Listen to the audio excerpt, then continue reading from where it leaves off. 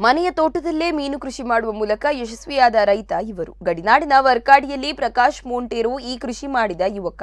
ನೆರೆಹೊರೆಯವರಿಗೆ ಈ ಮೀನು ಹಿಡಿಯುವುದಕ್ಕೆ ಅವಕಾಶ ಮಾಡಿಕೊಟ್ಟು ಹೊಸ ಬಗೆ ಕೃಷಿಗೆ ನಾಂದಿ ಹಾಡಿದ್ದಾರೆ. ತುಳು ಭಾಷೆಯಲ್ಲಿ ತೇಡೆ ಎಂದು ಕರೆಯಲ್ಪಡುವ ಈ ಮೀನಿಗೆ ಅಸ್ಸಾಂ ವಾಲಾ ಅಥವಾ ಪ್ಯಾಂಗಸೀಸ್ ಎಂಬ ಹೆಸರಿದೆ. ಗಡಿನಾಡು ವರ್ಕಾಡಿಯ ಜಂಗಳ ಎಂಬಲ್ಲಿ ಪ್ರಿನ್ಸ್ ಫಾರ್ಮ್ ಹೆಸರಿನ ಮೀನು ಕೃಷಿ ಮಾಡುವ ಮೂಲಕ ಯಶಸ್ವಿಯಾಗಿದ್ದಾರೆ.